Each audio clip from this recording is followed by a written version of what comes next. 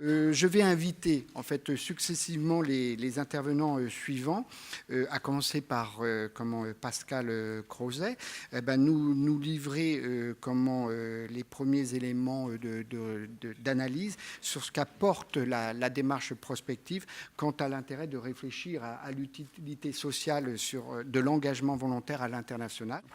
On est parti donc il y a 15 mois autour d'une évidence. Et une évidence qui a d'ailleurs été rappelée hier, qui est et qu'on a pris comme un acquis, qui est, vous l'avez rappelé ici aussi à un moment, qui est que l'expérience volontaire transforme le volontaire.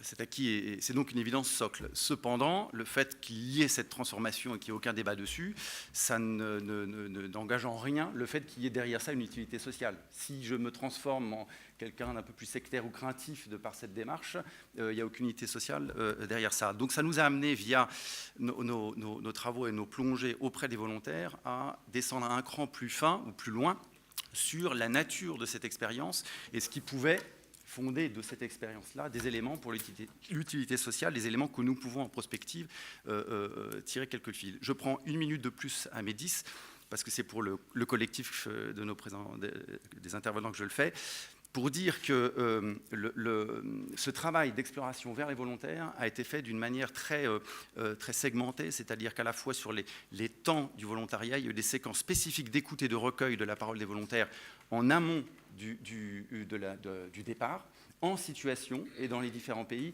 au retour et aussi dans différentes catégories, c'est-à-dire auprès d'étudiants, auprès d'actifs, auprès de retraités.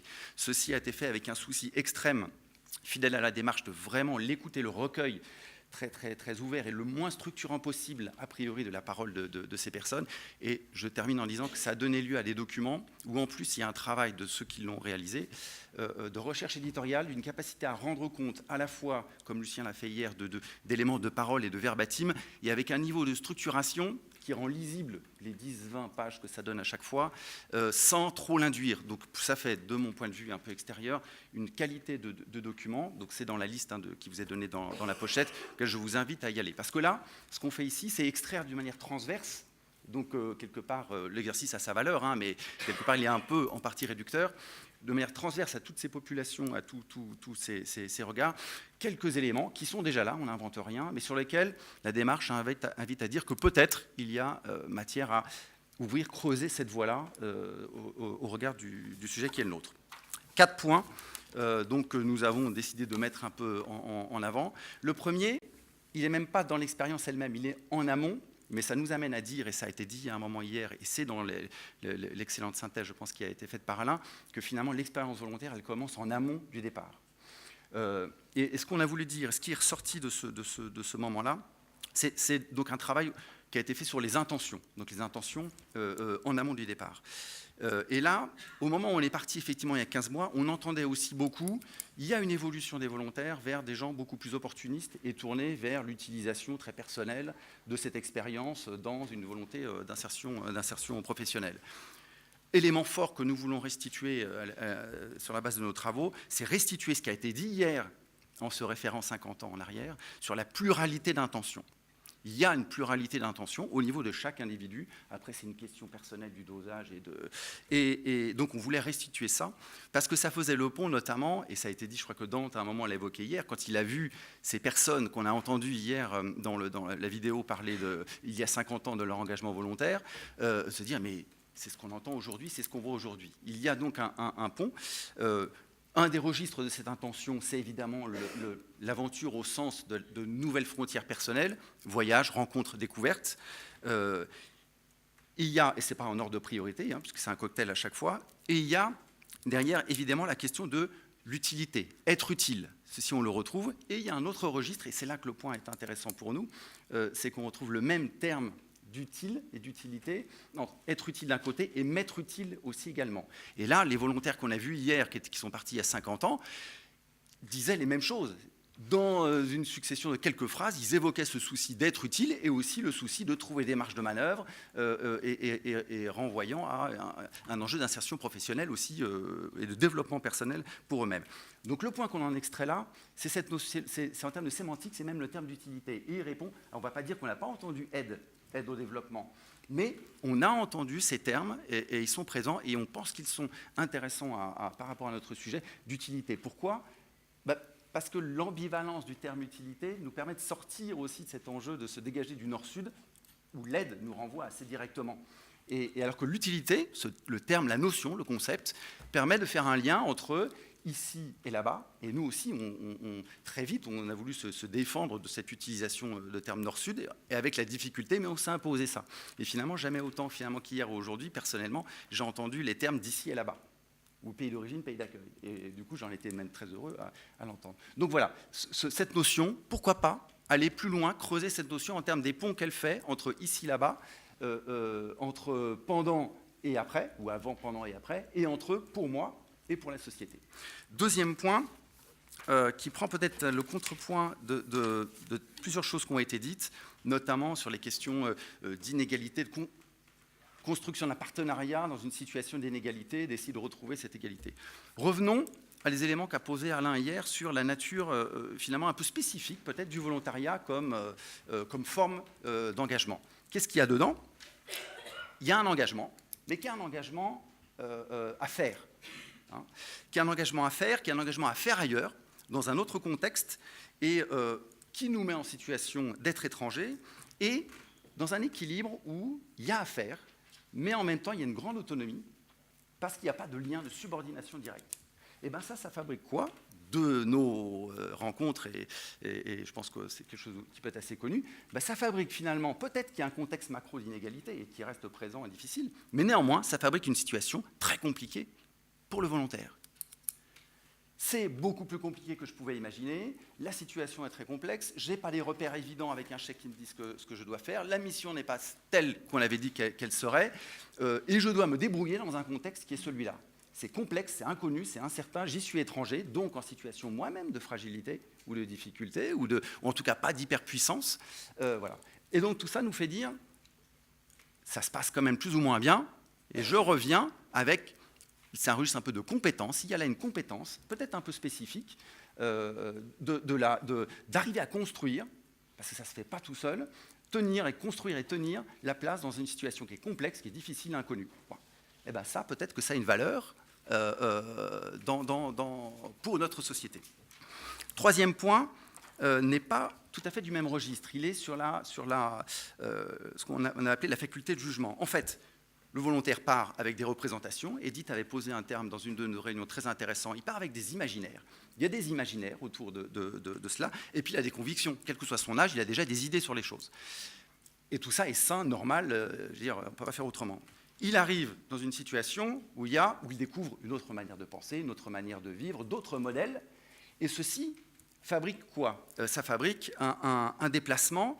Ça fabrique de nouvelles représentations, peut-être de nouveaux imaginaires, une destruction de certains imaginaires, mais aussi sur un certain registre de la faculté de penser et de penser autrement, un déplacement, d'aborder les questions, de poser les questions, d'y construire des éléments de réponse, et donc une autre faculté de penser et de juger.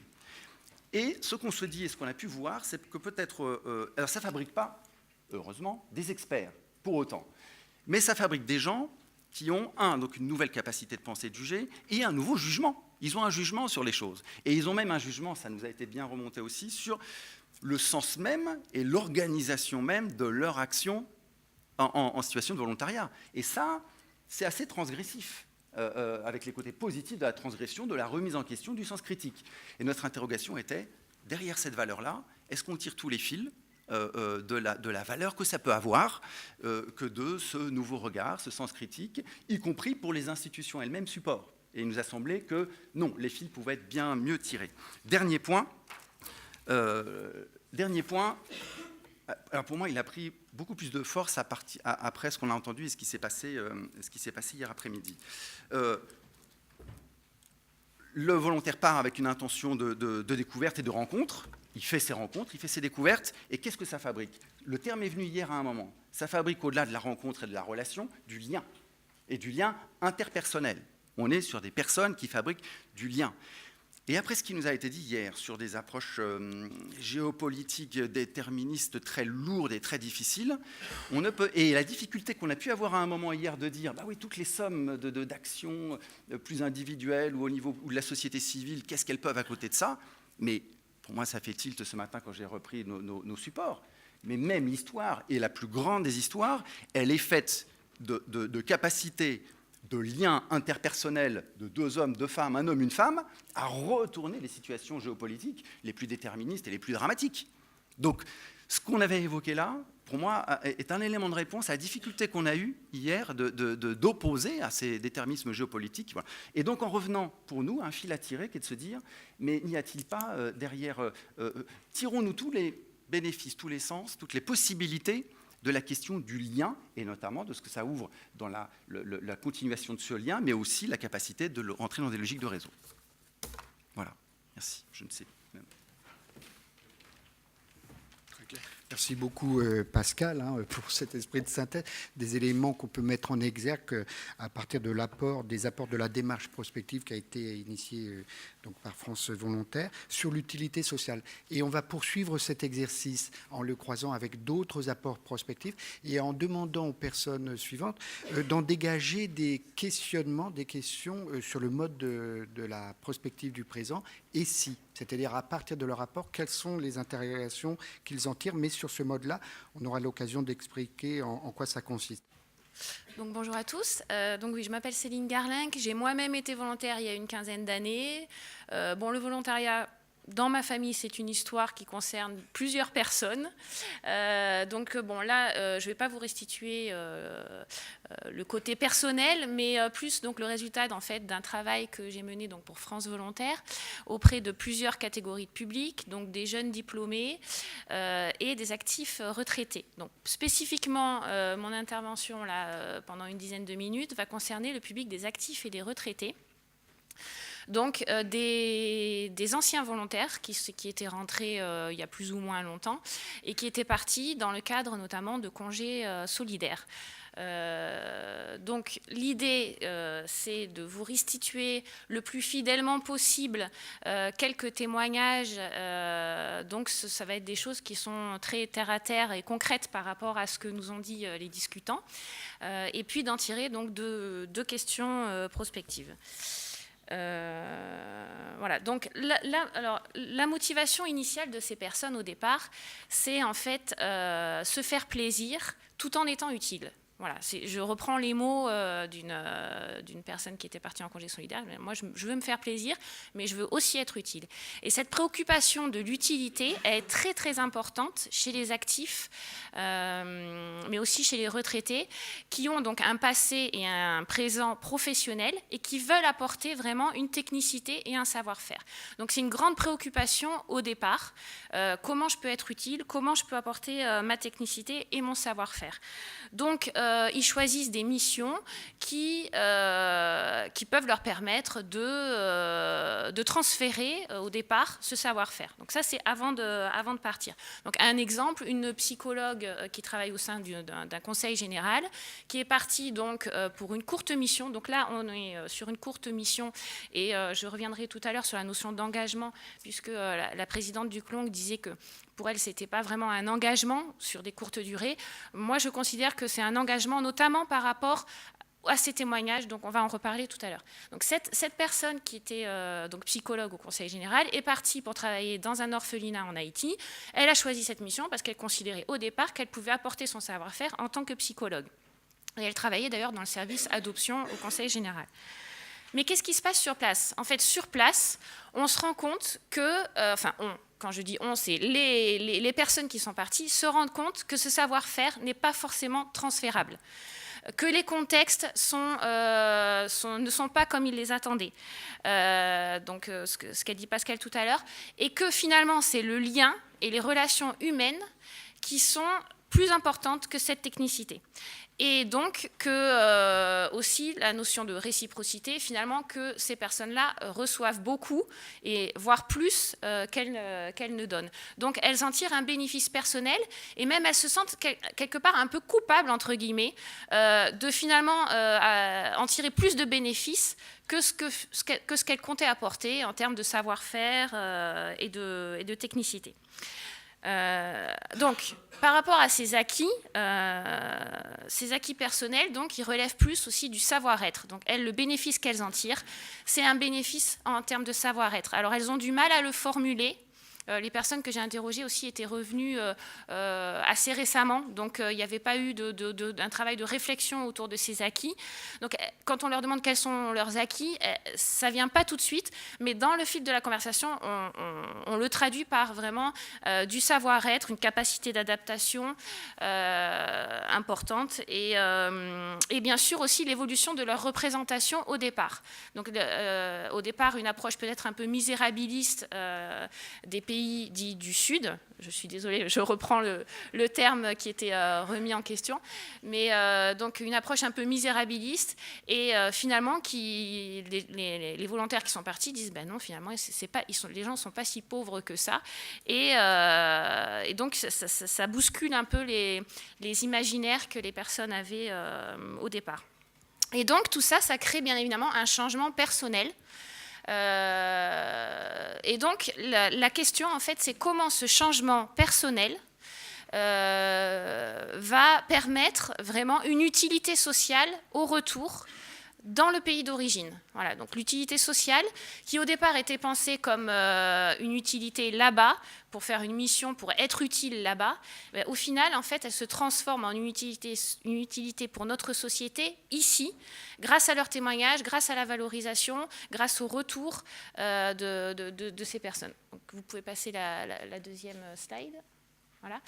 Donc là, je vais expliquer en fait comment ces personnes donc, qui ont changé, donc comment un changement personnel peut se traduire en un réel impact en fait, sur nos sociétés en termes d'utilité sociale.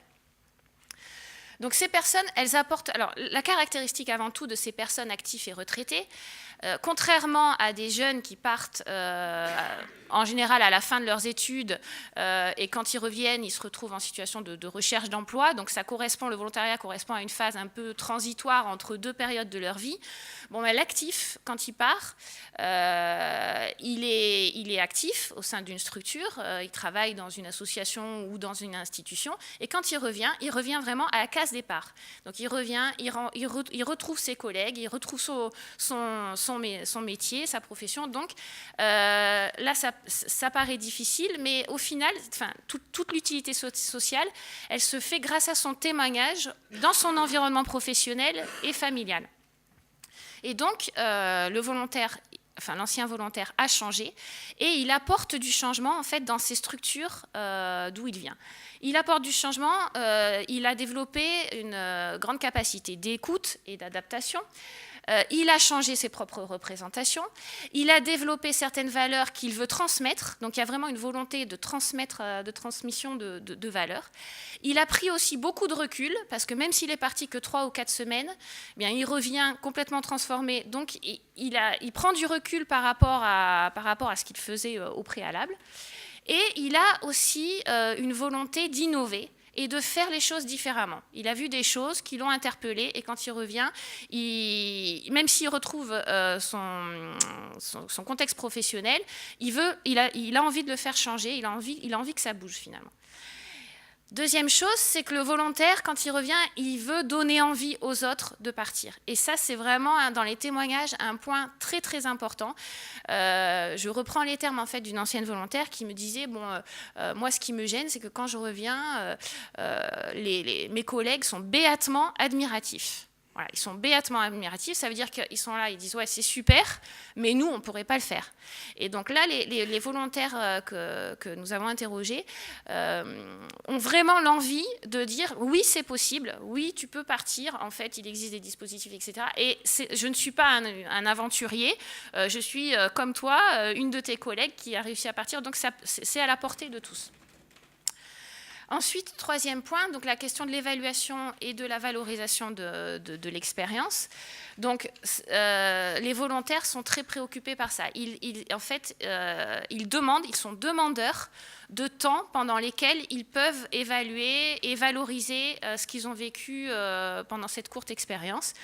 Donc, cette évaluation, elle permet d'identifier, bien sûr, l'impact, donc de l'évaluer, et aussi de le reconnaître. Mais par ailleurs, elle permet de partager les acquis, donc partager les acquis entre personnes qui sont parties, mais aussi avec des personnes qui ne sont pas parties et qui sont dans leur institution ou dans leur contexte professionnel. Et elle permet aussi de se souvenir. Donc là, je reprends en fait les termes d'une volontaire qui disait, bon, on a changé, mais le problème, c'est que le naturel revient vite au galop. Voilà. Et donc, la valorisation et l'évaluation, elle peut permettre d'éviter que ce naturel ne revienne au galop et donc d'entretenir ce changement et vraiment de le transformer en termes d'utilité sociale. D'où l'importance de ces temps d'évaluation et de valorisation. Voilà. Et donc, je reprends les termes aussi d'une volontaire que j'ai interrogée qui disait, bon voilà, le volontariat, le congé solidaire, tu le fais avant tout pour toi, mais aussi pour en parler aux autres au retour. Donc c'est justement grâce à l'évaluation et la valorisation qu'on peut en parler aux autres au retour.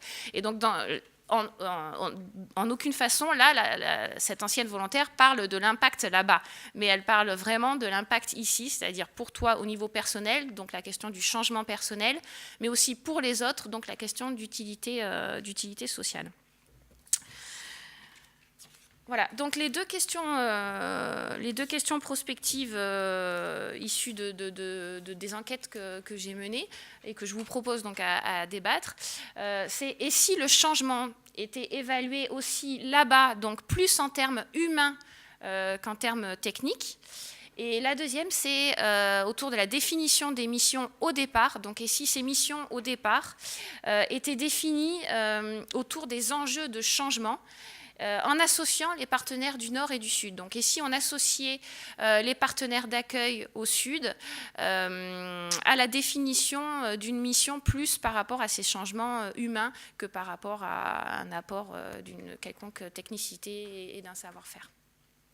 Voilà. Donc, bonjour à tous et à toutes.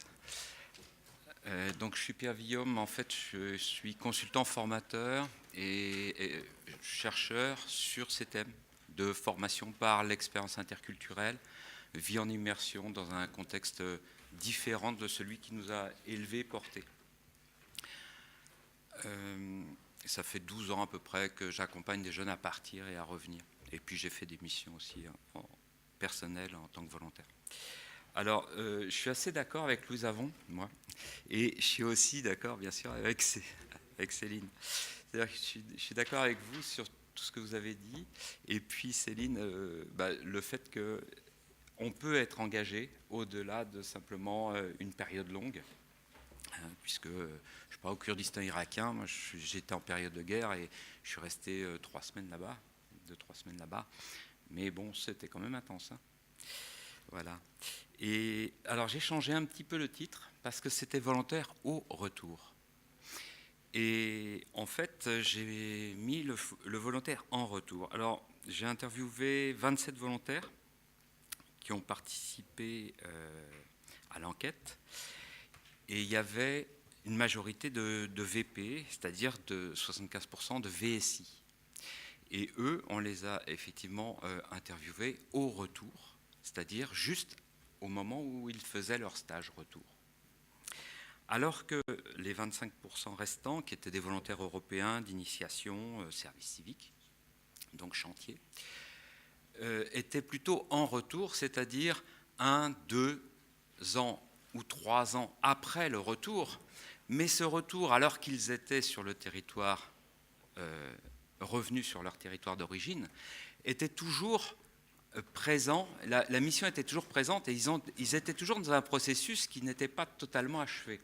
Alors on va voir aussi pourquoi ils ont voulu contribuer. En gros, si vous voulez, il y a 2 types de contributions et de contributeurs. Il y a ceux qui veulent contribuer parce qu'ils sont volontaires, engagés, et c'est leur engagement qui les a fait répondre à nos questions. Et les autres, c'est parce qu'ils ont une boule dans le ventre qui n'est pas digéré. Parce que les accompagnements qu'ils ont pu avoir éventuellement n'étaient pas suffisamment denses pour éclaircir cette multitude d'expériences vécues et étaient insuffisantes, et ils restent avec quelque chose qui est à digérer, qui est en germe en eux, et qui ne peut pas justement être contributeur ni au niveau personnel ni au niveau social de ce fait. Alors, contexte porteur du départ. On ne part pas par hasard. Il y a un exemple familial, social, de père, d'amis. C'est aussi le passage de la fin des études à la vie active. Donc on est dans un sud imaginaire. On souhaite partir, mais on souhaite partir dans à condition qu'on soit encadré par un organisme qui inspire confiance. Parce qu'on sait quand même qu'on est jeune et qu'on a besoin, on a envie de partir et d'être libre et de faire, et en même temps on a envie d'un peu de sécurité. Donc il y a ce double jeu. L'expression d'une volontaire donc trouve tout son sens, c'est le volontariat, c'est un travail associatif entre une expérience professionnelle et un engagement militant. Vous voyez la dualité. Partir, c'est une étape dans mon parcours professionnel. Pour beaucoup, c'est une étape, ce sont des opportunités. C'est aussi un défi à soi-même, une mise à l'épreuve. Je me suis testé en partant. Je voulais voir si j'étais capable de partir. Une envie d'immersion, un engagement et vivre des valeurs. Alors, où est-ce qu'on part ? Eh bien, en fait, on ne part pas dans un pays, on part plutôt pour une mission. Moi, quand j'ai postulé, je cherche une mission et une ouverture sur le monde.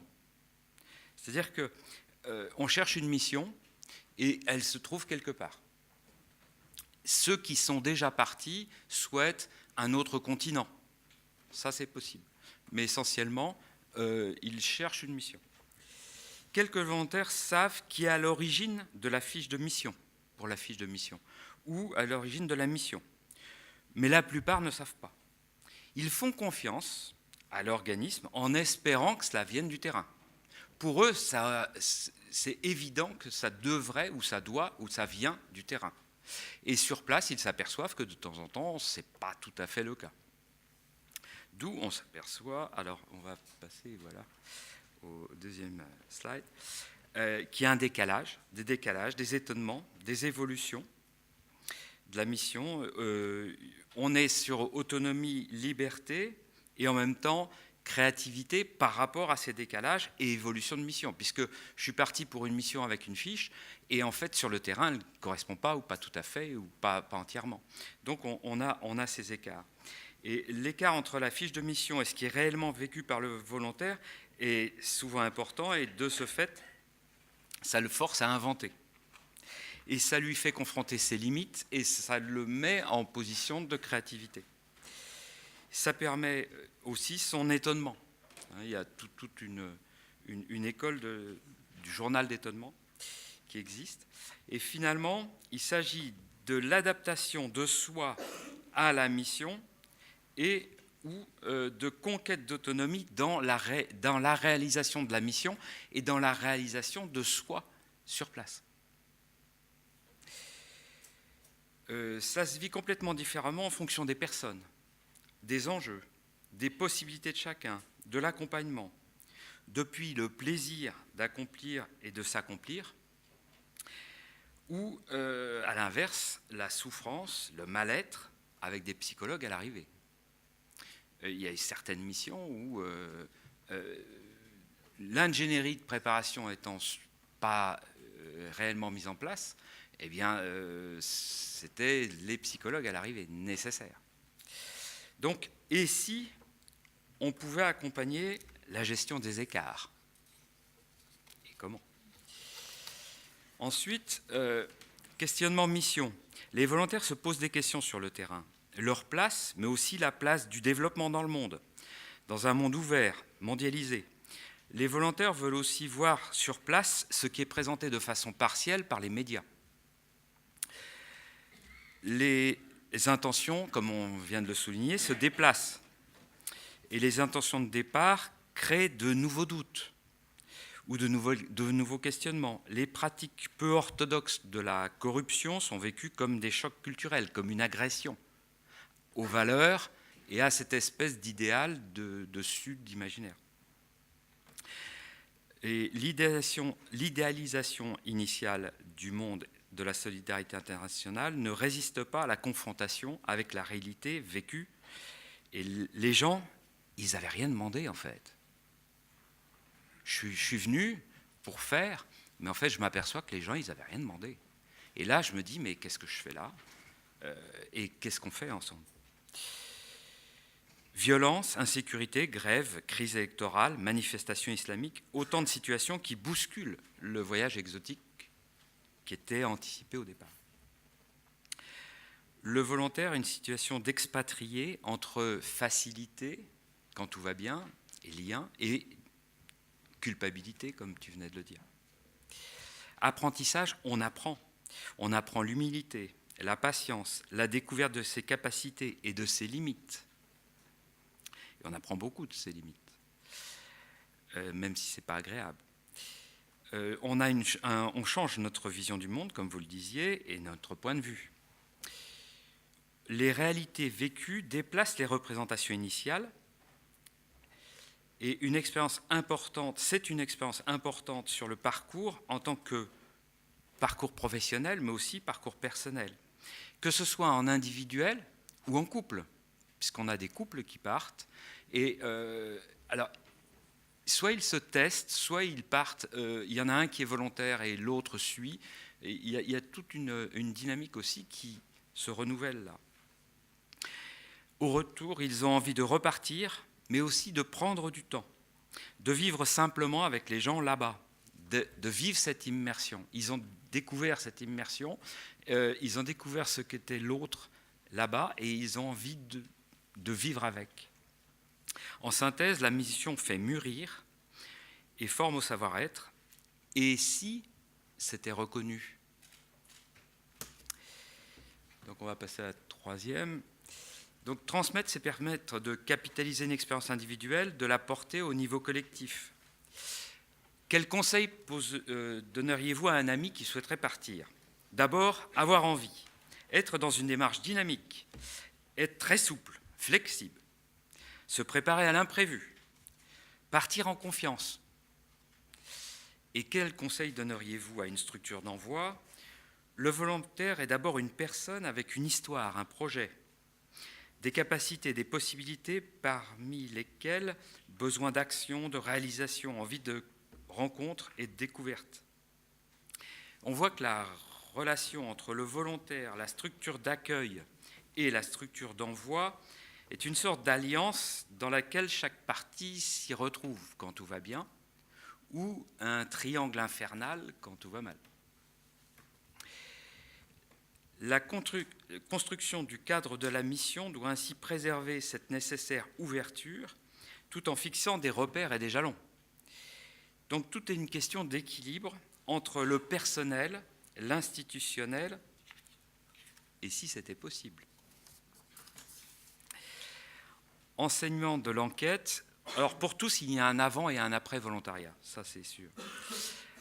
Ayant un capital de mobilité, le volontariat est pris comme un travail associatif. L'immersion dans la réalité d'un pays d'accueil est une succession d'étonnements, de découvertes, de rencontres qui donnera tout le temps de la mission, qui durera tout le temps de la mission et qui se prolongera donc bien après le retour. Par contre, les contextes aigus pour lesquels les volontaires ne sont pas préparés sont ressentis comme très violents. Je me suis posé la question de la nécessité de ma présence, me dit un volontaire. La notion d'aide au développement, de solidarité internationale, parfois apprise à l'université, fait l'objet de vives critiques. Parce que sur le terrain, ce n'est pas ce qu'on voit. Et si le volontariat était plus appréhendé comme un apprentissage au monde que comme la réalisation d'une mission? Alors la dimension d'éducation populaire s'en retrouverait revalorisée dans une perspective universelle. Jusqu'où finaliser le cadre formel de la fiche de mission pour laisser aux volontaires l'espace d'initiative et de créativité, pour adapter, ajuster la mission à ses désirs et aux potentialités du terrain, plutôt que l'inverse. Donc, je vous ai mis d'autres « et si » sur les slides pendant mes citations de volontaires au retour. Et on voit bien toute cette articulation. Ah oui, c'est ça. C'est-à-dire que si on pouvait faire entendre qu'il existe un moyen de... Et si, donc, un moyen de compléter sa formation, de se former par l'expérience, de sortir d'échecs dans la formation académique, puisqu'on est sur une formation par l'expérience interculturelle. Et puis, et si cette réponse aux attentes de la génération Y, qui est très assertive, on l'a vu hier, hein, qui dit les choses telles que, et qui a une idée du monde qui est la Terre ronde, et pas un cloisonnement, mais cette Terre ronde, il faut y aller avec des repères. Et donc, ils sont entre ces deux éléments-là. Et puis, un temps pour vivre les valeurs et l'engagement dans la société. Merci. Bonjour à tous. Oui, donc Ginov, pour résumer, peut-être pour expliquer un peu plus, c'est un réseau coopératif d'innovation sociale et d'initiatives solidaires porté par des jeunes. C'est avec cette association qu'on est allé questionner ce public qui sont les jeunes qui ne partent pas. À la différence des collègues qui ont présenté les enquêtes avant, ici on a affaire à un public qui n'est pas sensibilisé au volontariat international. D'où la nécessité pendant le travail d'enquête d'instaurer un climat de confiance avec ces jeunes pour leur permettre une expression et les motiver à parler d'un sujet qui n'est visiblement pas le leur, en fait, dont ils ne connaissent pas spécialement. Pour faciliter ce travail de rencontre, je suis allé à la relation des acteurs locaux, des acteurs qui travaillent dans l'éducation, dans la formation professionnelle et dans l'insertion. Le tout a permis de rencontrer environ 80 jeunes sur une dizaine de sites comme des lycées professionnels, des missions locales, des associations de prévention, des foyers de jeunes travailleurs. Pour définir un peu ce public jeune, on parle de jeunes entre l'école et l'emploi, qui permet de montrer une multitude de parcours dans ces personnes questionnées. Et je me suis aussi intéressé à avoir une diversité de genres, de milieux sociaux, de territoires ruraux comme urbains et géographiques. Je vais vous présenter d'abord les constats que j'ai pu retirer, les points forts de toutes ces paroles brutes recueillies de ces publics. D'abord, il y a des savoirs exprimés de ces publics-là, notamment, à ma surprise, au sujet de l'international. Tous ces jeunes ont quelque chose à dire. L'international, ça les fait rêver, c'est proche d'eux, c'est une vision positive qu'ils en ont. Au sujet du volontariat, c'est plus confus. On voit qu'il y a des difficultés de faire le lien entre bénévolat, volontariat, parfois salariat.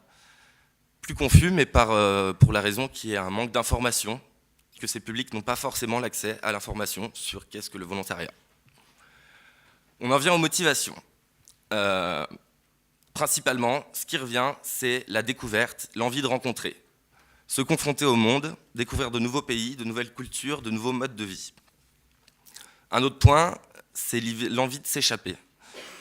Quitter le quotidien, quitter la routine, être sur la route, aller voir ailleurs, sortir des quartiers pour certains. Un autre point, la volonté d'avancer dans son parcours professionnel et personnel. La volonté d'acquérir une expérience qui soit par la suite valorisable, de se débrouiller, d'apprendre à se débrouiller, d'utiliser l'expérience comme un tremplin. Et enfin, être utile. Comme être utile et m'être utile. Ce que disait Pascal tout à l'heure, ce qui est plutôt rassurant, c'est de voir que en fait, ces publics qui sont dits éloignés des dispositifs de volontariat internationaux, finalement, ont des motivations qui sont très proches que ceux qui vont partir. Donc l'idée d'être utile et de m'être utile aussi, d'avoir une expérience qui soit reconnue et de pouvoir se valoriser en aidant certaines personnes. À côté de ces motivations, il y a aussi tout un lot d'appréhensions. Alors, un lot, on va dire, d'appréhensions qui sont plus ou moins classiques. C'est la peur de la langue, que je ne connais pas, la peur de l'inconnu, la peur de partir, de me retrouver loin de ma famille, de mes proches, la peur des situations dangereuses. Mais là où il y a des particularités sur ces publics, c'est ce qui revient, les conflits de priorité. Ces publics nous disent « Moi, ma priorité, c'est la formation et l'emploi. Je dois terminer mon parcours, je ne peux pas partir. » Un autre point, c'est la peur des coupures. Je ne vais pas mettre en péril quelque chose qui est déjà fragile. Il y a de la précarité tout autour de moi.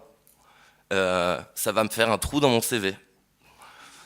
Donc on voit bien qu'en fait, il y a une sorte de conflit qui apparaît entre à la fois des motivations, mais des appréhensions qui sont toutes les deux réelles. Et comment un petit peu surpasser ce conflit. A priori, rien d'insurmontable.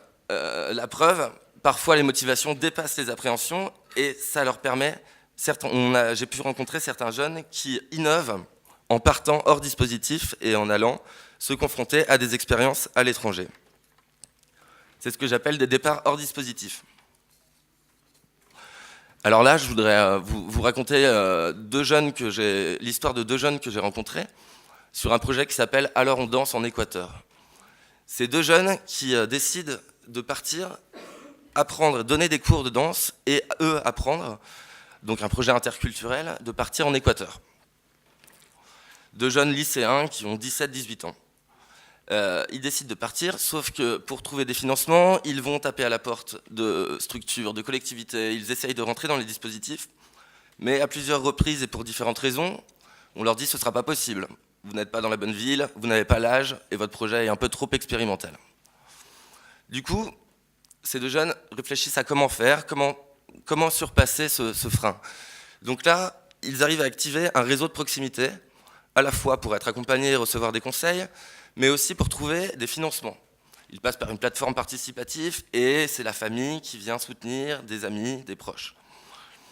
Ensuite vient l'heure du projet et du départ. Ils ont la bonne idée de contacter l'Alliance de Cuenca en Équateur, partenaire sur place, pour un petit peu les aider à monter leur projet. Finalement, ils y arrivent et leur expérience sur place pendant 2 semaines localement va leur permettre de réaliser un spectacle. Et c'est l'Alliance qui va intégrer ce spectacle à la programmation culturelle de l'Alliance. Là, en fait, ce qu'on voit, c'est que ces jeunes ont réussi à innover, à surpasser tous les freins qu'ils ont rencontrés, et qu'au-delà d'une expérience qui aurait pu être une expérience de bidouille entre amis, il y a eu une envergure avec une reconnaissance d'une institution qui les soutient. Donc on peut voir la valorisation d'une expérience comme ça, en termes d'insertion, de professionnalisation pour ces jeunes, qui au retour sont confortés dans leur choix, je vais aller faire des études dans la culture. Donc voilà, il y a des choses à en tirer. Et il y a aussi, ça me fait penser aussi à une autre expérience, où là, donc ces jeunes, on a bien vu qu'ils partaient complètement hors dispositif, mais j'ai aussi rencontré un groupe de 4 jeunes étudiantes qui sont parties, elles, rencontrer des artistes autour de la Méditerranée, sur 7 pays autour de la Méditerranée. Encore une fois, eux, pas tout à fait hors dispositif, parce qu'ils ont réussi à adapter certains dispositifs. En se rendant compte de la charge de travail que ça représentait de monter ce projet, ils se sont dit, ça ne va pas être possible, il faut qu'on trouve un moyen d'avoir du temps sur ce projet-là. Et il y a une de ces personnes qui a réussi à être en service civique, mais un service civique français, porté par une structure, pour pouvoir monter son projet et aller à l'international. Donc on voit comment on a utilisé un dispositif français pour construire un projet à l'international. Bien sûr, je voudrais relativiser toutes ces expériences parce qu'elles sont minoritaires, elles sont quantitativement marginales. Mais je trouve que c'est intéressant de montrer que voilà, il y a une marge de progression qu'on peut essaimer toutes ces choses-là et augmenter le nombre de jeunes concernés par le volontariat international. Si une majorité de ces jeunes ne peuvent pas penser par eux-mêmes le volontariat, comment rendre le conflit moins fort entre motivation et appréhension pour permettre à un maximum de jeunes d'être concernés par le volontariat international? Ce qui amène à des questions de prospective que je vais laisser Jean-Pierre les présenter.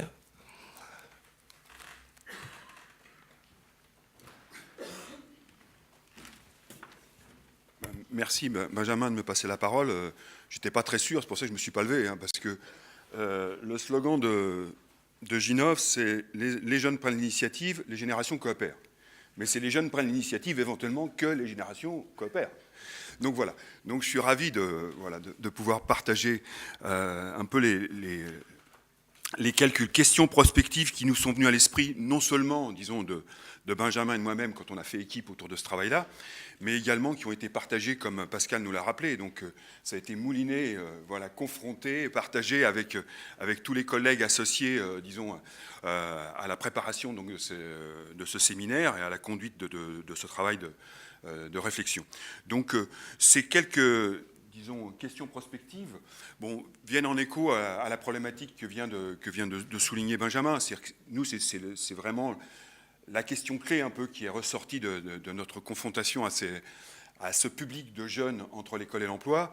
C'est cette tension, ce conflit entre « je rêve d'y aller », là vous m'ouvrez une perspective, j'ai vraiment envie d'y aller, et puis, mais je considère que je peux pas me permettre ça, quoi. C'est pas responsable, justement. On parlait de responsabilisation. C'est pas responsable. Je suis pas prêt à assumer ça vis-à-vis de moi-même, de mes proches, etc. Mes parents, qu'est-ce qu'ils vont penser, etc. Donc, une piste pour réduire ce conflit-là, tel qu'on l'a formulé, c'est et si on renforçait le caractère professionnalisant des expériences de volontariat international, j'aurais envie de dire renforcer au sens aussi de diversifier. C'est-à-dire d'ouvrir à d'autres professions que celles qui partent habituellement, d'élargir beaucoup le spectre. J'aurais envie de dire aussi, disons, d'élargir ce à quoi Pascal nous a invités, d'élargir la notion même de qu'est-ce qui peut être utile dans un parcours professionnalisant. Voilà. Et donc c'est dans un sens vraiment très large. Voilà. Notamment avec l'idée de valoriser davantage cette expérience sur le plan professionnel et également sur le plan citoyen, pour le dire comme ça. Disons c'est aussi faire une convergence, un enrichissement, disons, des acquis valorisables par cette expérience.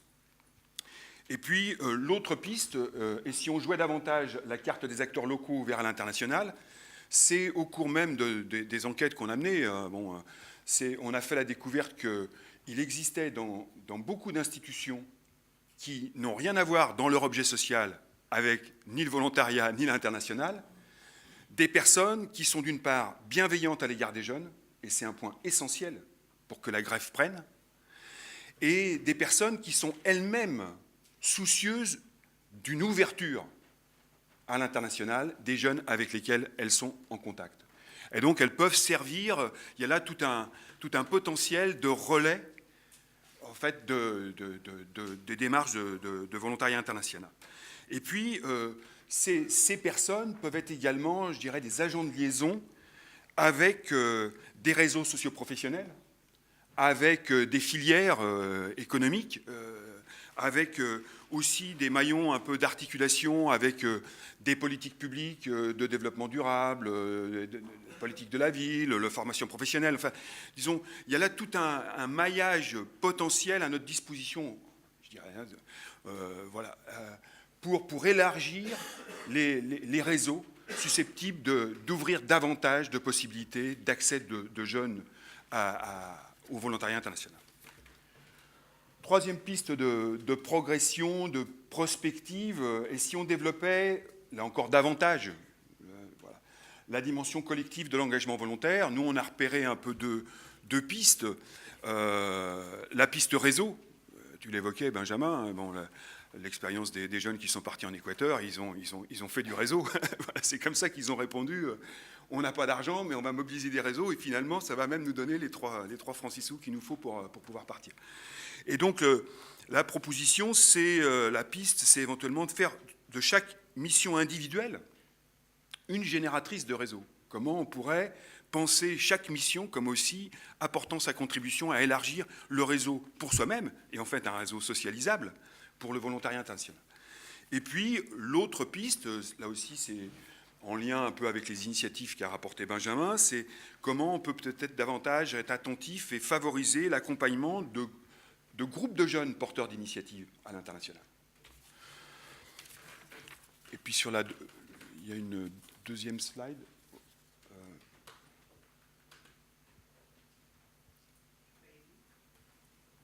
Voilà.